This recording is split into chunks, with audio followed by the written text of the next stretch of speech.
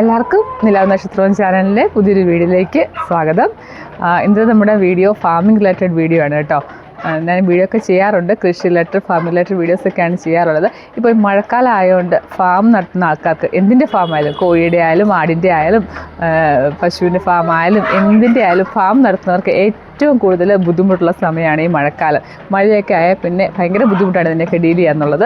അതിനൊക്കെ അസുഖങ്ങൾ വരുന്നത് ഒരു വഴിക്ക്, പിന്നെ അതിനുള്ള ഫുഡിൻ്റെ കാര്യങ്ങൾ, പശുവിനും ആടിനൊക്കെ തീറ്റി അത് ഭയങ്കര പാടാണ് മഴക്കാലത്തൊക്കെ അതൊക്കെ റെഡിയാക്കുക എന്നുള്ളത്. പിന്നെ കോഴിയുടെ കാര്യമാണെങ്കിൽ അതിനാണെങ്കിൽ അസുഖങ്ങൾ ഒത്തിരി വരാൻ ചാൻസ് ഉള്ള സമയമാണ് മഴക്കാലം. അസുഖങ്ങൾ മാത്രമല്ല, നമുക്ക് ഇവരെ കൈകാര്യം ചെയ്യാനും, അതായത് മഴയായ പിന്നെ വെള്ളവും തുളിയും കാര്യങ്ങളും എല്ലാം ആയിട്ട് കോഴിക്കൂടെന്ന് പറഞ്ഞാൽ ഭയങ്കര ഒരു ഇതായിരിക്കും. ഭയങ്കരമായിട്ട് നമുക്ക് ബുദ്ധിമുട്ടുണ്ടാക്കുന്ന ഒരു സംഭവമാണ് ഈ തുളിയും കാര്യങ്ങളും എല്ലാം ആയിട്ട്, സ്മെല്ലും കാര്യങ്ങളും എല്ലാം ഉണ്ടാകുന്ന സമയമാണ്. അപ്പം നമ്മളെ ഫാം കോഴി ഫാമാണ്. അപ്പം ഇവിടെ ഞാൻ എന്താണ് ഇതിനു വേണ്ടി പ്രശ്നമൊന്നും ഇല്ലാതെ അതിനെ ഓവർകം ചെയ്യാൻ വേണ്ടി എന്താ ചെയ്യാന്നുള്ളതാണ് ഇന്നത്തെ വീഡിയോയിൽ. പിന്നെ കുറച്ച് ടിപ്സും നമുക്ക് വീഡിയോയിലേക്ക് പോവാം. എന്നാ പറയുന്നത്, മഴക്കാല കോഴി സംരക്ഷണം എന്ന് വേണമെങ്കിൽ ഈ വീഡിയോയ്ക്ക് നമുക്ക് പറയാം. കഴിഞ്ഞ വർഷം വരെ, ഒരു വർഷം മുമ്പ് വരെ എനിക്ക് ഭയങ്കര ബുദ്ധിമുട്ടായിരുന്നു മഴ സമയത്ത്. കാരണം ഈ കോഴിക്കോട്ടോട്ട് കയറിയാൽ തുളിയൊക്കെ കാരണം നടക്കത്തില്ല. ലാസ്റ്റ് ഞാൻ ഒരു രക്ഷയില്ലാഞ്ഞിട്ട് ഈ ബൂട്ടൊക്കെ വാങ്ങിച്ചു. ഈ കോഴി ഫാമിലൊക്കെ ഇടുന്ന ബൂട്ടുണ്ടല്ലോ, അതൊക്കെ വാങ്ങിച്ചാൽ ലാസ്റ്റ് കയറിക്കൊണ്ടിരുന്നത്. കാരണം ചവിട്ടിയാൽ വെള്ളത്തിൽ തുളിയിൽ സ്മെല്ല് അതങ്ങനെ. അതുപോലെ ഏറ്റവും വലിയ പ്രശ്നം എന്ന് വെച്ചാൽ ഇതിൻ്റെ കൂട് ക്ലീനിങ്, അതാണ് ഏറ്റവും ഭയങ്കര പാട്. മഴക്കാലമാകുമ്പോൾ ഇതെല്ലാം നനഞ്ഞും കുളിച്ചും, പ്രത്യേകിച്ച് ഇതാ ഇവരൊക്കെ ഉണ്ടെങ്കിൽ പിന്നെ പറയുകയും വേണ്ട. ഇവർക്കൊക്കെ വെള്ളത്തിൽ കിടന്ന് ചാടണം. വെള്ളത്തിൽ കിടന്ന് ചാടിയിട്ട് തിരിച്ച് പോയി കൂട്ടിൽ, നമ്മൾ കൂട്ടിലൊക്കെ ആണെങ്കിൽ അറക്കപ്പൊടിയും കാര്യങ്ങളും ഒക്കെയാണ് ഇടുന്നത് കേട്ടോ. അപ്പോൾ അതിൻ്റെ അകത്തൊക്കെ കയറിയിട്ട് മൊത്തവും ബുദ്ധിമുട്ടാക്കും. നമുക്ക് എപ്പോഴും ഇത് ക്ലീൻ ചെയ്യാനേ സമയം ഉണ്ടാകത്തുള്ളൂ. ഇപ്പോൾ ഒരു വർഷത്തിന് ശേഷം എനിക്കുള്ളതെന്ന് വെച്ചാൽ, ഞാൻ ഇതെൻ്റെ കോഴിയുള്ള കൂടാണെങ്കിൽ ഞാൻ കുറച്ചിങ്ങോട്ട് എക്സ്റ്റെൻഡ് ചെയ്തു. കോഴിയൊക്കെ തുറന്നു വിടാൻ വേണ്ടി ഒരു സ്ഥലം സെറ്റാക്കി. അതാണ് ഇപ്പോൾ ചെയ്തേക്കുന്നത്. അതുകൊണ്ട് തന്നെ എനിക്ക് ഒരു ബുദ്ധിമുട്ടും ഇപ്പോൾ ഇല്ല. കാരണം തൊളിയുടെ പ്രശ്നം, കോഴിക്ക് ഫുഡ് കൊടുക്കാനുള്ള പാട്, മഴ സമയത്ത് ഇറങ്ങാനും എടുക്കാനും എല്ലാം പാട്. കോഴികളായാലും മഴ നനഞ്ഞ് അസുഖങ്ങൾ ഒക്കെ വരുന്നത്, ഭയങ്കരമായിട്ട് അസുഖങ്ങളൊക്കെ ഉണ്ടാവും മഴക്കാലത്ത്. അപ്പോൾ കഴിഞ്ഞ വർഷമൊക്കെ ഞാൻ എന്താ പറയുന്നത്, കഷായമൊക്കെ വെച്ച് പ്രതിരോധ ശക്തിയൊക്കെ ഉണ്ടാക്കി ആ കോഴിയെ റെഡിയാക്കി കൊണ്ടിരുന്നത്. കാരണം പേടിച്ചിട്ടാണ്, ഒന്നിന് വന്നാൽ എല്ലാത്തിനും വരും. കഴിഞ്ഞ വർഷം ഞാനൊരു വീഡിയോ ഇട്ടിട്ടുണ്ടായിരുന്നു, എൻ്റെ കോഴിക്ക് ഇതുപോലെ ഒരു പനി വന്ന് ഡോക്ടേഴ്സൊക്കെ പറഞ്ഞത് എല്ലാത്തിനും സ്പ്രെഡാവും, വൈറസാണ്. മഴ ഇത് ചാടി ഒന്നിന് നമുക്ക് മനുഷ്യന്മാർക്ക് വരുന്ന പോലെ തന്നെ മുക്കിപ്പനിയൊക്കെ വന്നിട്ട് പിന്നെ അങ്ങോട്ട് ഓരോ ദിവസം കഴിയുന്നവരെ ഓരോരുത്തർക്കും വന്നുകൊണ്ടിരിക്കുമായിരുന്നു. പക്ഷേ എനിക്ക് ഒന്നിനെ പോലും എൻ്റെ ജീവനൊന്നും നഷ്ടപ്പെടാതെ എല്ലാത്തിനും എനിക്ക് ആയുർവേദം മരുന്നുകൊണ്ടൊക്കെ തന്നെ രക്ഷപ്പെടുത്തിയെടുക്കാൻ പറ്റില്ല. ഞാൻ വീഡിയോ ഒക്കെ ചെയ്തിട്ടുണ്ടായിരുന്നു. അപ്പോൾ ഈ തവണയും മഴക്കാലം ആകുമ്പോഴത്തേനും ഞാനൊരു വെറ്റില കഷായം കോഴിക്ക് വെച്ച് കൊടുക്കും കേട്ടോ. അതൊരു പ്രിക്വേഷൻ എന്ന് വേണേൽ പറയാം, അസുഖമൊന്നും വരാതിരിക്കാൻ വേണ്ടിയുള്ള ഒരു പ്രിക്വേഷൻ എന്ന് വേണേൽ പറയാം. അങ്ങനെ ചെയ്യുന്നതല്ലാണ്. വെറ്റില കഷായം വെക്കുന്നതിൻ്റെ വീഡിയോ നമ്മുടെ ചാനലിൽ തന്നെ ഉണ്ട്. എല്ലാവരും കോഴികളെയൊക്കെ വളർത്തി ഫാമായിട്ടൊക്കെ ഉള്ളവരാണ്, പ്രത്യേകിച്ച് ഒരു മണിക്കൂറൊന്നും മെനക്കെട്ടാൽ മതി. നമുക്ക് കോഴികൾക്ക് അസുഖങ്ങളൊന്നും ഇല്ലാതെ ഇതിനെയൊക്കെ നമുക്ക് വളർത്തിയെടുക്കാൻ വേണ്ടി പറ്റും കേട്ടോ. കുഴപ്പങ്ങളൊന്നും ഇല്ലാതെ. കാരണം അസുഖം വന്നാൽ, ഒന്നിന് വന്നാൽ എല്ലാത്തിനും വരും. പിന്നെ ആകെപ്പാടെ മൊത്തം നമ്മൾ തകർന്നു പോകും. അപ്പം അതൊന്നും വരാതെ നോക്കുക.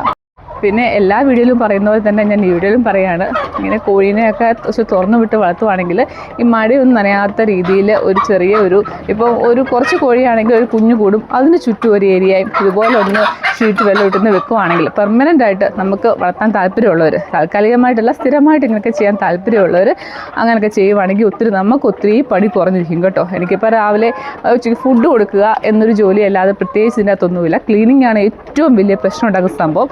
അതുണ്ടാവാറില്ല. ഒരു ഫെൻസിങ്ങും ചെയ്തിട്ടുണ്ട് കേട്ടോ. ഫെൻസിങ്ങും ചെയ്തിട്ടുണ്ട്, ജസ്റ്റ് മുകളിലേക്ക് വലയിട്ടിട്ടുണ്ട്. അപ്പോൾ ആരും പുറത്തു പോകത്തില്ല. അപ്പം ഇതിൻ്റെ അകത്ത് കിടന്നോളും, നമുക്കും ബുദ്ധിമുട്ടില്ല. എനിക്കാണെങ്കിൽ വീടിനോട് ചേർന്ന് തന്നെയാണ് എൻ്റെ ഫാം. പക്ഷേ എനിക്ക് സ്മെല്ലോ കാര്യങ്ങളോ ഒന്നും ഉണ്ടാവാറില്ല. ഇവിടെ പുറത്താണെങ്കിൽ മണ്ണ് ആണ് കേട്ടോ. ആദ്യം ഞാനിങ്ങനെ സിമെൻറ്റ് ചെയ്യാൻ, ഇൻ്റർലോക്ക് ചെയ്യാമെന്നൊക്കെ ഓർത്താണ്.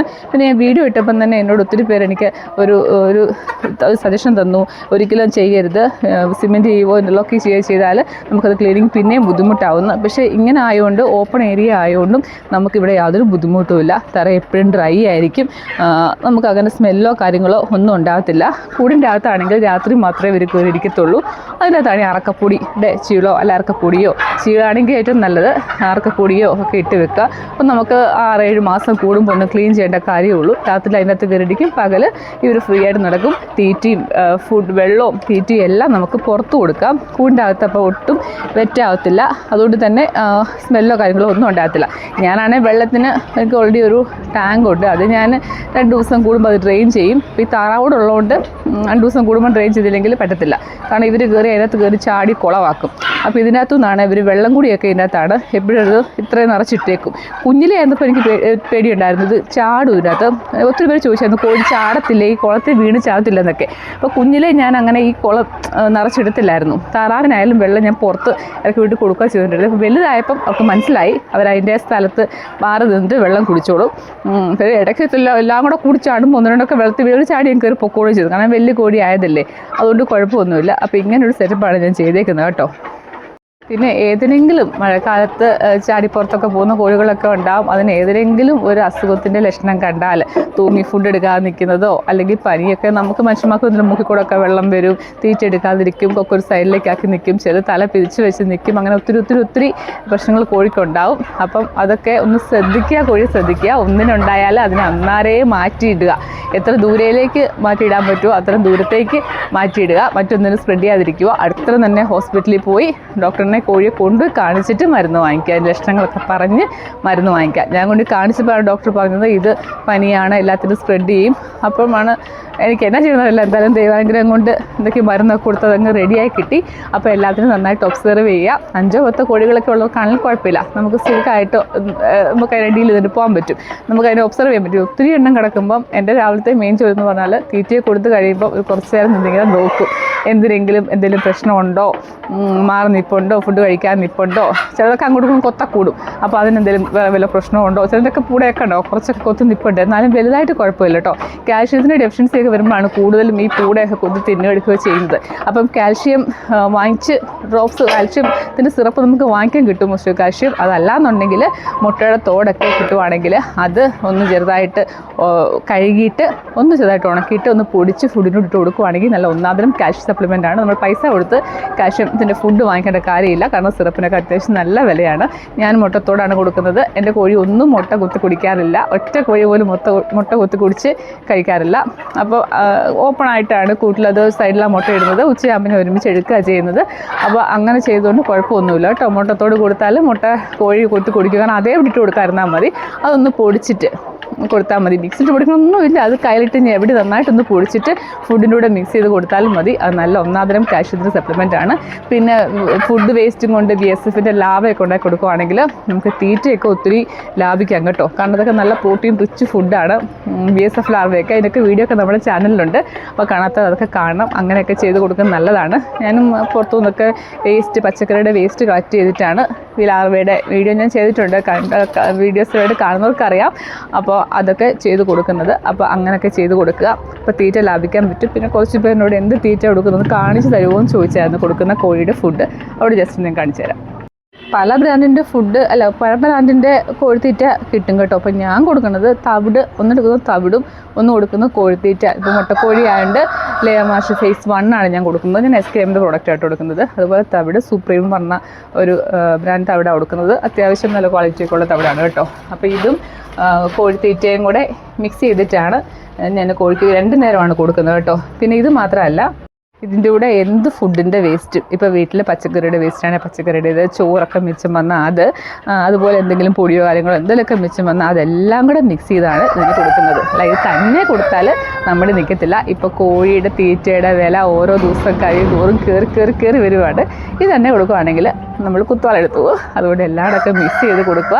അതുപോലെ പച്ചിലകളൊക്കെ നന്നായിട്ട് കൊടുക്കുക. എല്ലാ ഇലയും അതുപോലെ ഈ വിഷാംശമൊന്നുമില്ലാത്ത എന്തെല്ലാം ഇത് തിന്നോളും. അപ്പോൾ അഴിച്ചു വിട്ട് നടക്കുന്ന പണ്ടത്തെ നാടൻ കോഴിയാണെങ്കിൽ കുഴപ്പമില്ല, അവർ ഇഷ്ടമുള്ളത്രയും ചേഞ്ചും പശു തിന്നും. ഇപ്പം കൂടുതലും അങ്ങനെ അഴിച്ചു വിട്ട് വളർത്തുന്നത് ചുരുക്കുക. കാരണം അത് മറ്റുള്ള പറമ്പിലൊക്കെ പോയി അതൊക്കെ പ്രശ്നം ഉണ്ടാക്കും, ആൾക്കാർക്ക് അത് ബുദ്ധിമുട്ടാവത്തില്ലേ. അതുകൊണ്ട് കൂടുതലും കോഴിക്കൂട്ടിൽ കൂടുതൽ ഹൈടെക് കൂട്ടിലൊക്കെ ഇട്ട് വളർത്തുന്നവർ ഒത്തിരി ഉണ്ട്. അപ്പോൾ അങ്ങനെയുള്ളവരൊക്കെ തീറ്റച്ചത് കുറയ്ക്കാൻ വേണ്ടി ഇങ്ങനെയൊക്കെ ചെയ്യുക.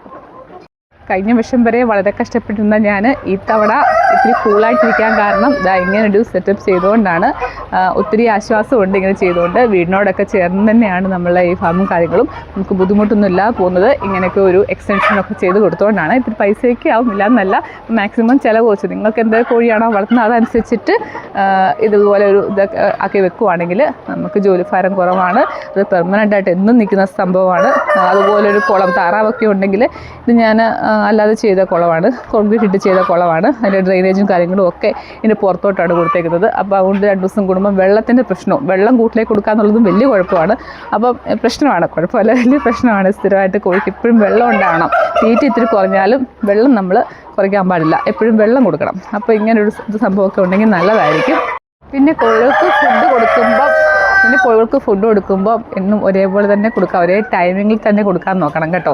അപ്പോൾ അതൊക്കെ അതിൻ്റെ മുട്ടയിടലിനെ ബാധിക്കും. ഇപ്പോൾ ഇന്നിപ്പം ഉച്ചയ്ക്ക് കൊടുത്തു, നാളെ വൈകിട്ട് കൊടുക്കുകയാണെന്നുണ്ടെങ്കിൽ അതിൻ്റെ മുട്ടയുടെ ഉൽപ്പാദനം, അതിൻ്റെ ആ സമ്പാദനം കുറഞ്ഞു വരും. അപ്പോൾ മുട്ട കിട്ടുന്നത് കുറവായിരിക്കും. കോഴിയെ പറഞ്ഞിട്ട് കാര്യമില്ല, നമ്മൾ നോക്കുന്നതിൻ്റെ കുഴപ്പമായിരിക്കും. ഇപ്പോൾ എൻ്റെ കോഴിക്ക് ഇടയ്ക്ക് വെച്ച് ഇപ്പം മുട്ട ഇത്തിരി കുറവായിരുന്നു. അത് വേറെ ഒന്നും കൊണ്ടുമല്ല, വെക്കേഷനൊക്കെ ആയപ്പോൾ ഞാനും ഇച്ചിരി കറങ്ങിയൊക്കെ നടന്നുകൊണ്ട് ഇതുവരെ കാര്യത്തിൽ ശ്രദ്ധ കുറഞ്ഞുകൊണ്ട് ഒരു മുട്ടയും തരുന്നില്ല. അപ്പോൾ എൻ്റെ കുഴപ്പം കൊണ്ടാണ് ഒരു മുട്ട കിട്ടാത്തത്. അപ്പോൾ അതൊക്കെ ഒന്ന് ശ്രദ്ധിക്കുക. അപ്പോൾ ഇന്നത്തെ നമ്മുടെ സമ്മതിക്കില്ല. അപ്പോൾ നമ്മുടെ വീഡിയോ ഇത്രയേ ഉള്ളൂ. ഇഷ്ടപ്പെട്ടാൽ നമ്മുടെ വീഡിയോ ഹെൽപ്ഫുൾ ആയെന്ന് തോന്നുവാണെങ്കിൽ ലൈക്കും ഒരു കമൻറ്റും ഒക്കെ തരാൻ വേണ്ടി മറക്കല്ല. അതുമായിട്ട് നമ്മുടെ ചാനലൊക്കെ കാണുന്നവർ ഒത്തിരി ഫാമിംഗ് വീഡിയോസൊക്കെ നമ്മുടെ ചാനലിലുണ്ട്, കാണുക, സപ്പോർട്ട് ചെയ്യുക. മുമ്പോട്ട് ഇതുപോലുള്ള കൃഷി റിലേറ്റഡ് വീഡിയോസും ഫാമിംഗ് വീഡിയോസുമായിട്ട് വീണ്ടും കാണാം.